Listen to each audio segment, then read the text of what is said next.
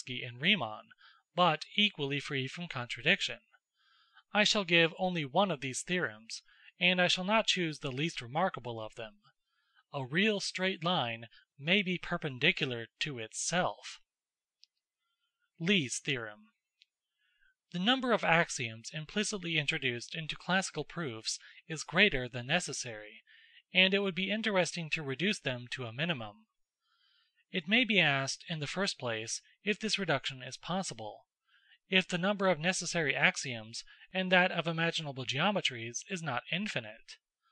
A theorem due to sophist Lee is of weighty importance in this discussion. It may be enunciated in the following manner. Suppose the following premises are admitted. 1. Space has n dimensions. 2. The movement of an invariable figure is possible. 3. P conditions are necessary to determine the position of this figure in space. The number of geometries compatible with these premises will be limited. I may even add that if n is given, a superior limit can be assigned to P. If, therefore, the possibility of the movement is granted, we can only invent a finite and even a rather restricted number of three-dimensional geometries. Riemann's geometries. However, this result seems contradicted by Riemann, for that scientist constructs an infinite number of geometries, and that to which his name is usually attached is only a particular case of them. All depends, he says, on the manner in which the length of a curve is defined. Now, there is an infinite number of ways of defining this length, and each of them may be the starting point of a new geometry. That is perfectly true, but most of these definitions are incompatible with the movement of a variable figure such as we assume to be possible in Lee's theorem. These geometries of Riemann, so interesting on various grounds, can never be, therefore, purely analytical, and would not lend themselves to proofs analogous to those of Euclid. On the nature of axioms. Most mathematicians regard Lobachevsky's geometry as a mere logical curiosity. Some of them have, however, gone further. If several geometries are possible, they say, is it certain that our geometry is the one that is true?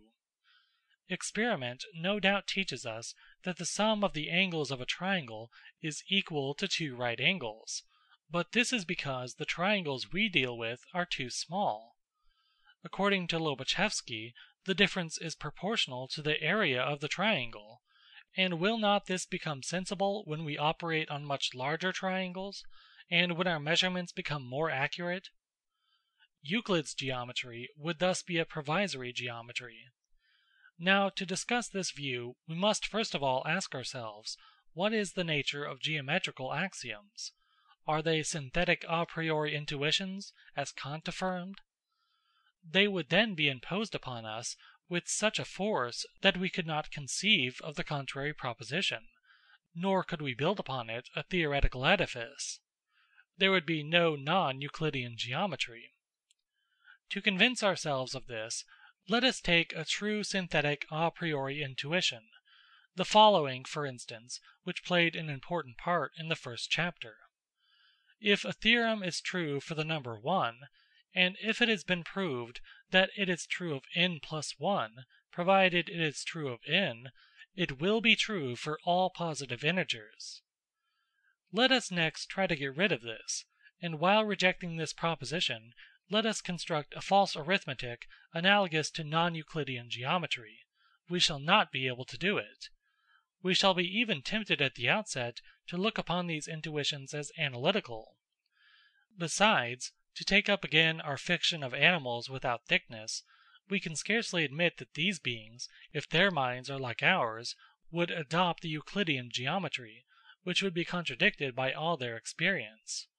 Ought we, then, to conclude that the axioms of geometry are experimental truths? But we do not make experiments on ideal lines or ideal circles. We can only make them on material objects.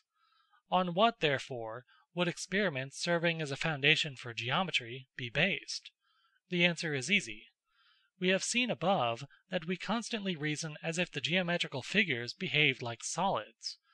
What geometry would borrow from experiment would be therefore the properties of these bodies. The properties of light and its propagation in a straight line have also given rise to some of the propositions of geometry, and in particular to those of projective geometry, so that from that point of view one would be tempted to say that metrical geometry is the study of solids, and projective geometry that of light.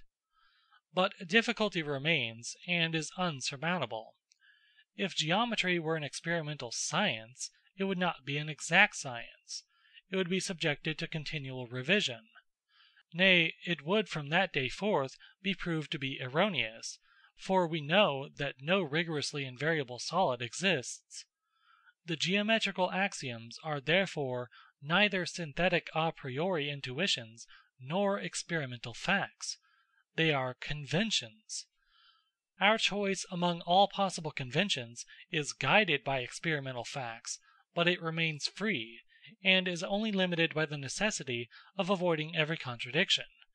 And thus it is that postulates may remain rigorously true even when the experimental laws which have determined their adoption are only approximate. In other words, the axioms of geometry, I do not speak of those of arithmetic, are only definitions in disguise. What then are we to think of the question, is Euclidean geometry true? It has no meaning.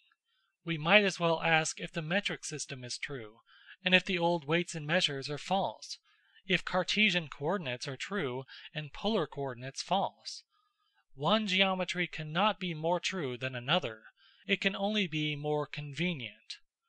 Now Euclidean geometry is and will remain the most convenient. First, because it is the simplest, and it is not so only because of our mental habits, or because of the kind of direct intuition that we have of Euclidean space. It is the simplest in itself, just as a polynomial of the first degree is simpler than a polynomial of the second degree. Secondly, because it sufficiently agrees with the properties of natural solids, those bodies which we can compare and measure by means of our senses. End of chapter 3.